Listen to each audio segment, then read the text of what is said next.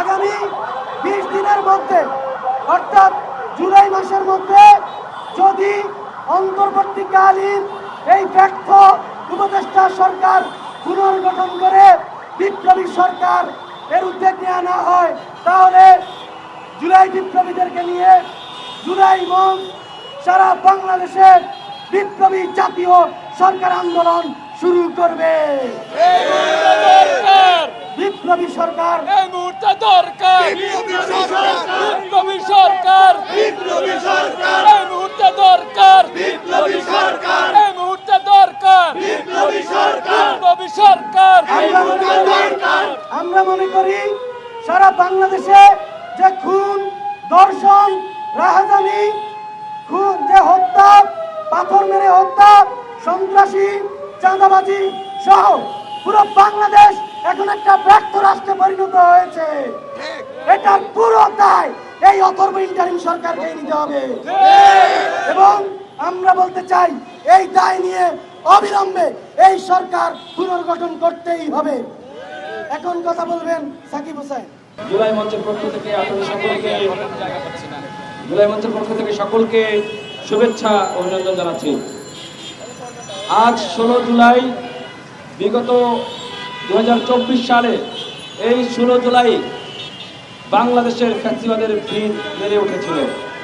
এই 16 জুলাইতেই ছাত্র জনতার বুকে গুলি চালিয়ে বাংলাদেশে গণহত্যা শুরু হয়েছিল। যেই গণহত্যার বলি বাংলাদেশের 2000 ছাত্র জনতাকে জীবন দিতে হয়েছে। 20,000-এর অধিক আহত হয়েছে। আজকের এই দিন থেকেই সেই গণহত্যা শুরু হয়েছিল। আমরা জুলাই মঞ্চের পক্ষ থেকে আজকে একটি গণপদযাত্রার আয়োজন করেছিলাম গণহত্যার বিরুদ্ধে। বিগত 16 জুলাই 2024 থেকে 36 জুলাই পর্যন্ত যে গণহত্যা হয়েছে বাংলাদেশে এবং প্যালেস্টাইন সহ সারা বিশ্বের যেখানেই গণহত্যা চলছে, সেই গণহত্যার প্রতিবাদ এবং বিচারের দাবিতে আমরা একটি গণপদযাত্রা আয়োজন করেছিলাম। কিন্তু আমাদের আয়োজনটি ছিল 5:30টায়। ইতিমধ্যেই আমরা শুনতে পাই যে এই ছাত্র জনতার অভ্যুত্থানে নেতৃত্ব দেওয়া বিপ্লবীদের উপর সেই গোপালগঞ্জে ফ্যাসিবাদী শক্তি আবারও হামলা করেছে। এই হামলা দেখে আমাদের একটি কথাই মনে পড়ছে, অন্তর্বর্তীকালীন সরকারের দায়িত্ব ছিল বাংলাদেশ থেকে ফ্যাসিবাদের শেকড় উপড়ে ফেলা, কিন্তু তারা সেটি করতে ব্যর্থ হয়েছে বিধায় আজ বিপ্লবের নেতৃত্ব দেওয়া সৈনিকদের উপরে সেই গোপালগঞ্জের, যেটাকে আমরা বর্তমানে বাংলাদেশে ইন্ডিয়ান ঘাঁটি মনে করছি, সেই ইন্ডিয়ান ঘাঁটিতে বিপ্লবীরা যখনই গিয়েছে তখনই তাদেরকে হামলা করা হয়েছে। এই অন্তর্বর্তীকালীন সরকার যদি এই ফ্যাসিবাদীদেরকে এবং সন্ত্রাসীদেরকে গ্রেফতার করত এবং বিচারের মুখোমুখি করত, তাহলে আজকে সকল সন্ত্রাসীরা সেই গোপালগঞ্জে আশ্রয় নেওয়ার সুযোগ পেত না। আমাদের কাছে পুলিশরা মাঝে মাঝে অভিযোগ করেন, ভাই আপনারা তো আন্দোলন সংগ্রাম করছেন, রাষ্ট্রযন্ত্র থেকে ফ্যাসিবাদ মুক্ত করার জন্য কাজ করছেন, কিন্তু দেখা যাচ্ছে যে আদালতে তোলার পরেই তারা আওয়ামী লীগের লোকজন পুলিশ ধরে নিয়ে যায়, আদালত ছেড়ে দেয়। এই ধরনের প্রশাসনের আদালত নতুন বাংলাদেশে আমরা আর চাই না। আওয়ামী খুনিদেরকে গ্রেফতার করে তাদের বিচারের আগ পর্যন্ত জামিন আমরা চাই না। তাদেরকে বিচারের রায় ঘোষণার আগ পর্যন্ত তাদের জামিন যেন না হয়, আদালতের প্রতি আমরা এই আহ্বান জানাচ্ছি। আমাদের যেন ভবিষ্যতে কোনো বিপ্লবীরা আহত হতে না হয়, সেজন্য আদালত এবং অন্তর্বর্তীকালীন সরকারকে আমরা হুঁশিয়ারি দিয়ে বলতে চাই, যদি আগামী এই 36 জুলাইয়ের মধ্যে জুলাই যোদ্ধাদের রক্ষা কবচ, জুলাই ঘোষণাপত্র বাস্তবায়ন করা না হয় এবং রাষ্ট্রযন্ত্রের এবং এই আমলারা যারা ফ্যাসিবাদের আমলা ছিল তাদেরকে কিন্তু এই অন্তর্বর্তীকালীন সরকার মাথায় তুলে নাচতেছে। আমরা দেখতে পাচ্ছি যেগুলো শেখ হাসিনার আমলা ছিল, শেখ হাসিনার দাসী ছিল, গোলাম ছিল, এই গোলাম আমলাদেরকে এই অন্তর্বর্তীকালীন সরকারের কয়েকজন উপদেষ্টাদের আপনার প্রশ্রয়ে তাদেরকে নিয়ে মাথায় নাচানাচি করছে।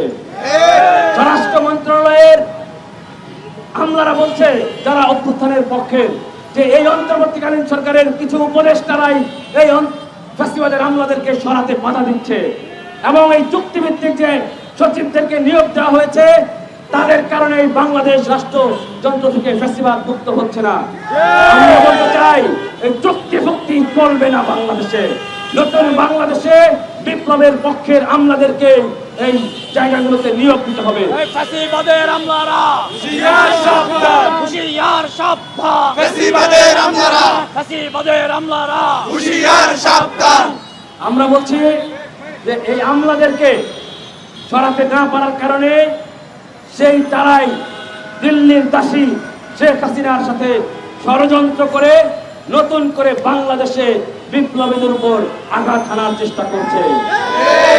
পুলিশে দেখেছেন পুলিশের কয়েকজনকে ধরা হয়েছে, গুটি কয়েক পুলিশকে ধরার বাদে আর কাকে কাকে ধরা হয়েছে পালিয়ে তো গেছেই, কিন্তু দেখেছি আমরা ইধার কামাল উধার, উধার কামাল উধার ট্রান্সফার বাণিজ্য করে এদেরকে এখনো বসিয়ে রাখা হয়েছে। একজন ওসি ট্রান্সফার করতে কোটি কোটি টাকা নিচ্ছে, একজন সচিব বসাতে কোটি কোটি টাকা হাতিয়ে নিচ্ছে এই চক্রগুলো, যাদের কারণে এই আজকে বাংলাদেশ নতুন ভাবে একটা ফ্যাসিবাদী শাসনের একটা ফ্যাসিবাদী সিস্টেমের মধ্যে ঢুকে যাচ্ছে। আমরা হুঁশিয়ারি করে বলতে চাই অন্তর্বর্তীকালীন সরকারের যে ফ্যাসিবাদের আমলাদেরকে শেল্টার দেওয়া যে উপদেষ্টারা আছে তাদের কি কোনো ভূমিকা ছিল এই আন্দোলনে? এই গণ আন্দোলনে তো তাদের কোনো ভূমিকাই ছিল না। আসিফ নজরুল, আসিফ মাহমুদ, নাহিদ ইসলাম, এই মাহফুজরা ছাড়া ডক্টর ইউনূস বিশেষ সম্মানিত ব্যক্তি, তার ব্যাপারটা বাদই দিলাম। বাকি কার কোথায় আন্দোলনে ভূমিকা ছিল? কোথায় ভূমিকা ছিল? যদি আজকে আওয়ামী লীগও থাকতো এবং অন্তর্বর্তীকালীন সরকার গঠিত হতো, এই উপদেষ্টা পরিষদে কিন্তু তাদেরও জায়গা হতো, এদেরই জায়গা হতো। তাহলে এরা তো সুবিধাভোগী, বিগত 15 বছর সুবিধা ভোগ করেছে, এখনো সুবিধা ভোগ করছে। নিজেদের পিঠ বাঁচাতে যারা সেফ এক্সিট নিতে পারে বাংলাদেশ থেকে, সেই আমলাতন্ত্রকে তারা সেভাবে সেট আপ দিয়েছে। খুনি হাসিনার আমলাদেরকে তারা উৎখাত করতে ব্যর্থ হয়েছে। সেই দায়ে আমরা অন্তর্বর্তীকালীন সরকারকে আলটিমেটাম দিচ্ছি 36 জুলাইয়ের মধ্যে এই ধ্বজভঙ্গ উপদেষ্টা পরিষদ পুনর্গঠন করে বিপ্লবীদের সমন্বয়ে বিপ্লবী জাতীয় সরকার গঠন করে সেটার অধীনেই একটা অবাধ সুস্থ নির্বাচন দিয়ে আমাদেরকে মুক্তি দেন। সকলকে ধন্যবাদ জানাচ্ছি। এই মুহূর্তে শেষ করবেন আমাদের জুলাই মঞ্চের মুখ্য সংগঠক অর্ণব হোসেন।